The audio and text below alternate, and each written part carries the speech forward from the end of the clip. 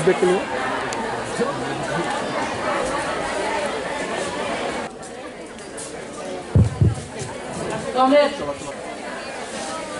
নারীদের সমস্যা নিয়ে না, নারীদের সমস্যাকে আলাদা করে দেখবার তো কোনো সুযোগ নেই। অর্থনৈতিক আক্রমণ মানে সবার উপর আক্রমণ, সামাজিক সমস্যা মানে সবার উপর, মহিলারা বিশেষভাবে আক্রান্ত, এটা কোনো সংগ্রহ করার কারণ নেই। বেকার সমস্যা, আপনার ছেলের সমস্যা, লেখাপড়ার সমস্যা, স্কুলে মাস্টার নাই, হাসপাতালে ডাক্তার নাই, নার্স নাই, প্যারামেডিক্স নাই, ঔষধ পাওয়া যায় না, ছোট্টখাটো অপারেশন হলে পর সুই কিনে আনতে বলছে, সুতো কিনে আনতে বলছে, আপনার গজ ব্যান্ডেজ কিনতে বলছে, তুলো কিনতে বলছে। গ্রামের হাসপাতাল ডাক্তারবাবু রোগী ভর্তি করাচ্ছে না, যদিও আসন খালি আছে, খাবার পয়সা নেই, রেফার করে দিচ্ছে আগরতলায়। কি করে নিয়ে যাবো? অ্যাম্বুলেন্স দিচ্ছে, দিয়ে বলছে টাকা আছে। বলে কেন? পেট্রোল ডিজেল কিনতে হবে, আমাদের কাছে টাকা নেই, রোগীকে পেট্রোল ডিজেল দিতে হবে। কোথায় আছি আমরা? কাজে এই সমস্যাগুলো তো আপনাদের সমস্যা, আপনার পরিবারের সমস্যা। কাজে সামগ্রিক ভাবে যে গণতান্ত্রিক শক্তির নানা স্তরে নানা মঞ্চ থেকে যে লড়াইগুলো করছে তার দিকে কিন্তু গণতান্ত্রিক নারী সমিতিকে নজর রাখতে হবে এবং তাদের যে আন্দোলন যেখানে সক্রিয়ভাবে অংশগ্রহণ করার সুযোগ আছে সক্রিয়ভাবে সমর্থন করতে হবে, অংশগ্রহণ করতে হবে। যেখানে নৈতিক সমর্থনের প্রশ্ন আছে নিশ্চয়ই সেখানে নৈতিক সমর্থন সেখানে প্রসারিত করতে হবে। এটা সেই আন্দোলনটাকে শক্তিশালী করবে, এটা করার দরকার আছে। এবং এক্ষেত্রে বিশেষ করে আমি যেটা বলবো, সিআইটি তারা মহিলাদের সংগঠিত করার জন্য একটা উপকমিটি তারা তৈরি করেছেন, আপনার মহিলাদের শ্রমজীবী মহিলাদের সংগঠন।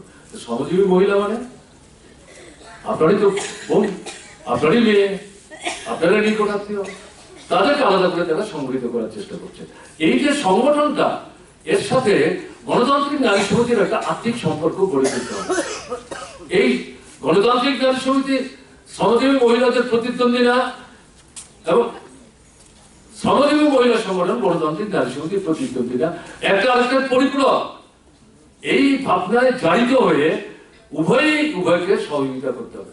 শ্রমজীবী নারী সমিতিরও বিশেষ উদ্যোগ নিতে হবে, তাদের কর্মসূচি চূড়ান্ত করার আগে সুযোগ থাকলে পর নারী সমিতির সঙ্গে নেতৃত্বের সঙ্গে কথা বলুন।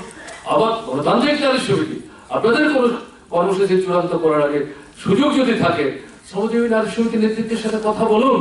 তাতে তো কেউ ছোটখাটো হওয়ার কিছু নেই। এই যদি এই দুটো সংগঠন হাতে হাত থেকে আপনারা একের কর্মসূচিতে অপরের যদি সক্রিয় ভূমিকা গ্রহণ করেন তাহলে তো নারীদের আন্দোলনটাই শক্তিশালী হবে। নারীদের বিরুদ্ধে যে আক্রমণটা এটাকে প্রতিহত করার ক্ষেত্রেই তো লড়াইটা জোরদার হবে। এই জায়গাটা কিন্তু আপনাকে নজর দিতে হবে। সবচেয়ে বেশি করে যে কথাটা বলবো, আমাদের গণতান্ত্রিক নারী সমিতির সভ্য সংখ্যা কমেছে। কঠিন পরিস্থিতিতে আপনারা কাজ করছেন, জটিল পরিস্থিতিতে আপনারা কাজ করছেন এবং আপনারা নানা দিক থেকে আক্রান্ত হচ্ছেন। পুরুষের চাইতে মহিলারা নানা দিক থেকে মানে ভীষণভাবে আক্রান্ত। আপনার নানা চিন্তা, স্বামী চাকরি করছে বদলি করে দেবে, তাহলে দুটো আমার চুরু খুলতে হবে, চলবে নাকি? এমনি জিনিসের দাম বাড়ছে, এখনই খাবার দিতে পারছে না, তখন তো সমস্যা হয়ে যাবে। আপনি বাধ্য হয়ে চোখ পড়ে যাচ্ছেন। মেয়েটা কলেজে পড়াতে বা স্কুলে পড়ে সময় মতো ফিরছে না, 4টা বাজলেই দরজার সামনে এসে দাঁড়িয়ে দেখেন কি হলো। কারণ যে ঘটনাগুলি ঘটছে আপনি নিশ্চিত হতে পারছেন না, নিশ্চিত হতে পারছেন না, ভীষণ সমস্যার মধ্যে আপনি পড়ছেন। ঠিক আছে, ছেলে বাড়ি থেকে বেরোচ্ছে, কখন ফিরবে, কখন কোথায় যাচ্ছে কিছুই বলতে পারছে না, প্রচন্ড রকম উদাসীন একটা অবস্থার মধ্যে এবং খারাপ দিকে চলে যাচ্ছে, খারাপ দিকে চলে যাচ্ছে। কাজে এই যে পরিস্থিতির মধ্যে স্বাভাবিক আগে যেভাবে দল বেঁধে দেয়াল লিখে ফ্ল্যাগ ফেস্টুন দিয়ে বাড়িতে গিয়ে হাজির হতেন, বাড়ির মানুষ অনেক সময় হয়তো ভেবা জায়গা খেয়ে যেতেন কি হলো। এখন তো কোনো নির্বাচনে হঠাৎ করে আপনারা কেন আসলেন? বলে না, আমরা নারী সমিতির মেম্বার করতে এসেছি। মহিলা বাড়িতে না থাকলেও ওই পুরুষ লোকই পকেট থেকে পয়সা দিয়ে তার মেম্বারশিপের স্লিপ কেটে রেখে দিতেন। এরকম অবস্থা তো এখন নাই, এই অবস্থা তো এখন নাই। স্বাভাবিক কারণে সভ্য সংখ্যা খানিকটা কমবে, এটা নিয়ে বিচলিত হওয়ার কোনো দরকার নেই।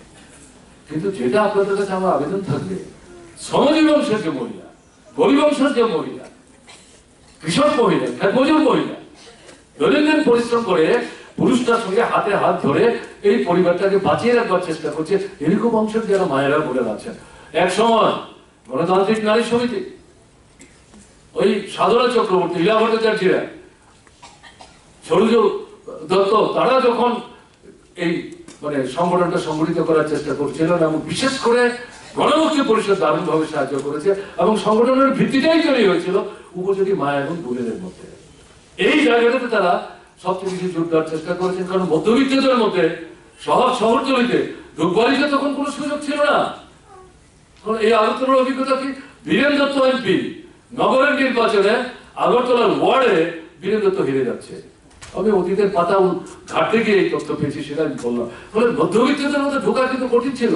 সেই যে পরিস্থিতিতে সংগঠনের ভিত্তিটা তৈরি হয়েছিল, এই সংগঠনই তো একটার পর একটা ঐতিহাসিক লড়াইয়ের মধ্যে গণতান্ত্রিক আন্দোলনকে শক্তিশালী করার ক্ষেত্রে সামনের সারিতে দাঁড়িয়ে ভূমিকা নিয়েছে এবং পরিস্থিতির পরিবর্তন হয়েছে।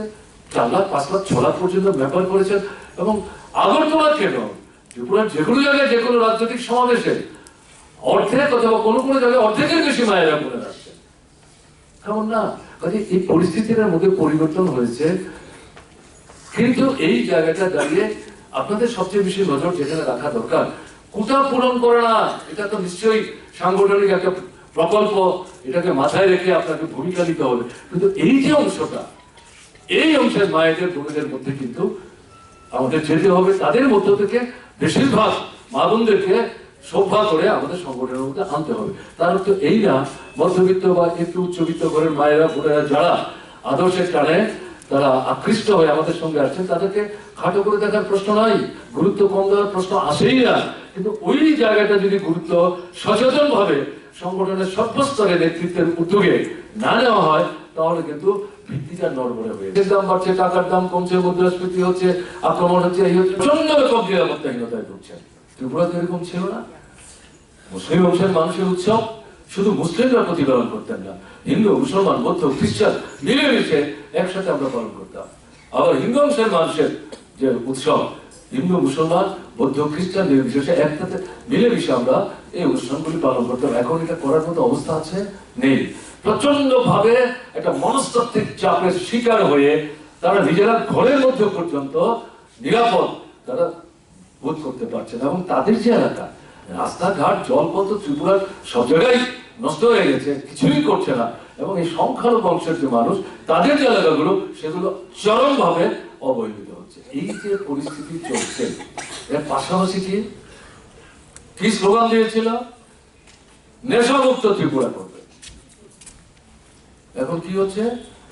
নেশার সাগরে ত্রিপুরা ভাসছে এবং এতে সর্বনাশ হচ্ছে কার? আপনার যে ছেলে, আপনার যে ভাই, অল্প বয়স, বেকার ছেলে।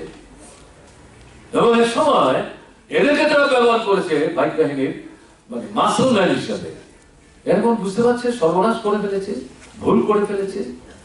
এখন এরা যাতে আঙুল তুলতে না পারে, চোখে চোখ রেখে কথা বলতে না পারে, প্রশ্ন জিজ্ঞেস করতে না পারে, জবাব চাইতে না পারে, এদেরকে এই নেশার সাগরে ডুবিয়ে দেওয়ার চেষ্টা হচ্ছে। এবং নেশার সামগ্রী যেটা হচ্ছে আপনার বেআইনি ব্যবসা, পুলিশ এগুলো ধরবার চেষ্টা করছে। এই ব্যবসার সাথে যারা যুক্ত, শাসক দলের লোক, গাড়ির চাকার তলায় ফেলে পিষে মেরে ফেলছে। পুলিশ অফিসার এখন পর্যন্ত 3 জনকে তারা খুন করেছে, কোনো বিচার নাই, প্রকৃত খুনি ধরা পড়ছে না। কারণ তারা হচ্ছে শাসক দলের ত্রিপুরার প্রথম সারির নেতৃত্বের নিকটাত্মীয়। তাদের বিরুদ্ধে পুলিশ কিছু করবার সাহসই পাচ্ছে না। থানায় তো পুলিশ আক্রান্ত হয়ে যাচ্ছে, থানাতেই পুলিশ আক্রান্ত হচ্ছে। যে পুলিশ ভারতবর্ষের রাষ্ট্রপতির কাছ থেকে তার মানে পতাকা পেয়েছিল সন্ত্রাসবাদ মোকাবেলা করতে গিয়ে, যে গুরুত্বপূর্ণ ভূমিকা তারা পালন করে দেশের সঙ্গে দৃষ্টান্ত স্থাপন করেছিলেন, সেই পুলিশ আজকে এমন একটা জায়গায় চলে গেছে। এর জন্য কে দায়ী? এই সরকারটা দায়ী। কাজে এই যে পরিস্থিতিগুলো চলছে, এটাকে চলতে দেওয়া যায়? এটাকে তো চলতে দেওয়া যায় না। এর থেকে তো বেরিয়ে আসতে হবে আমাদের। এর থেকে যদি বেরিয়ে আসা না যায়, তাহলে তো সমস্যা আরো গভীর থেকে গভীরতর হবে। এই সরকারটা থাকবে আর এই সমস্যাগুলো সমাধান হবে, সোরা হবে, যদি এরকম ভাবনা কারোর থাকে। অথবা এখনো যদি কেউ আপনার এই প্রত্যাশা নিয়ে অপেক্ষা করেন, আচ্ছা দেখি, আরেকটু দেখি, আরেকটু দেখি, অপেক্ষা করি, এটা হবে সেটা হবে বলছে, তো হয়তো হলেও হতে পারে, আমার ছেলেটার হয়তো কাজ হতে পারে, আমার মেয়েটার হয়তো কাজ হতে পারে, তাহলে কিন্তু ভুল করা হবে। তাহলে কি করতে হবে? এদের হাত থেকে ত্রিপুরাকে মুক্ত হতে সাহায্য করতে হবে। এদের হাত থেকে ত্রিপুরাকে মুক্ত হতে গেলে পর শুধু তো আপনার 4 দলের অন্দরে বসে আমরা গলা ফাটিয়ে বক্তৃতা করলাম, আপনারা হাত তুললেন, হাততালি দিলেন, চলে গেলেন, তাহলে তো হবে না। তাহলে কি করতে হবে? মানুষকে জড়ো করতে হবে। সাধারণভাবে যেটা লক্ষ্য করা যাচ্ছে, প্রচন্ড ভাবে মানুষের মধ্যে ক্ষোভ তৈরি হচ্ছে। এই সরকারটার উপর তারা আস্থা রাখতে পারছেন না, বিশ্বাস রাখতে পারছেন না, এবং সরকারও মানুষের উপর আস্থা বিশ্বাস রাখতে পারছে না। রাখতে পারছে না বলেই তো মানুষের ভোটের অধিকার হরণ করছে, ভোটটাকে প্রহসনে পরিণত করেছে। পঞ্চায়েত থেকে শুরু করে লোকসভা এবং সর্বশেষ যে 4টা বিধানসভার উপনির্বাচন, সেখানে পর্যন্ত এই কাণ্ডটা করলো। তবে এই জায়গায় দাঁড়িয়ে এখন অন্যতম গুরুত্বপূর্ণ কাজ হচ্ছে, এই মুহূর্তে কথা বলছি আমি, মানুষকে ঘর থেকে বের করতে হবে। ঘরে বসে শুধু খুব বিক্ষোভ নিজেদের মধ্যে আলোচনা করতে গিয়ে প্রকাশ করলে চলবে না। একটা পরিস্থিতি ছিল এমনকি এই সমস্যার কথা ঘরেও কথা বলতে পারতেন না স্বামী স্ত্রী, ছেলে বা কথা বলতে গিয়ে তারা ডাইনি বেয়ে তাকাতেন, বাইরে থেকে না কেউ শুনছে, আমরা সরকারের সমালোচনা করছি, আবার আক্রান্ত হয়ে যায়। কাজে চুপচাপ মুখে আঙুল দিয়ে তারা বসে থাকতেন। কিন্তু এই অবস্থাটা খানিকটা পরিবর্তন হতে শুরু করেছে। কাজে এরকম সারা বছর যে কাজ তারা সৃষ্টি করতেন, রাস্তাঘাট, জল, কল, স্কুল, হাসপাতাল, বিদ্যুৎ, সেচ, এই সমস্ত কিছু মিলিয়ে, তাতে গিয়ে রেগা এবং টুয়েবের কাজের দ্বিগুণ কাজ এখানে কিন্তু সৃষ্টি করা সম্ভব হতো। ফলে অনাহার, অর্ধাহার, অনাহার মৃত্যু, সন্তান বৃদ্ধি, এগুলো অতীতের ঘটনায় পর্যবেসিত হয়েছিল। কিন্তু এখন এই জিনিসগুলো, এটা নিত্যদিনের মুখ্যমন্ত্রী তার সর্বপরি যে বক্তৃতা প্রকাশ্য পাবলিক মিটিংয়ে দাঁড়িয়ে, এখন দেখা যাচ্ছে ফলাফল প্রকাশিত করবার জন্য মিছিল করে যখন যাচ্ছেন, সেটাও বারবার আক্রান্ত হচ্ছে। মুখ্যমন্ত্রী শুনতে চাইছেন না, বাড়ির সামনে গেলে বারবার আক্রান্ত হচ্ছেন। এখন চাকরি পাওয়ার জন্য সবাইকে না দৃষ্টি দিয়ে এদের কাজকর্ম পাওয়ার ক্ষেত্রে সরকার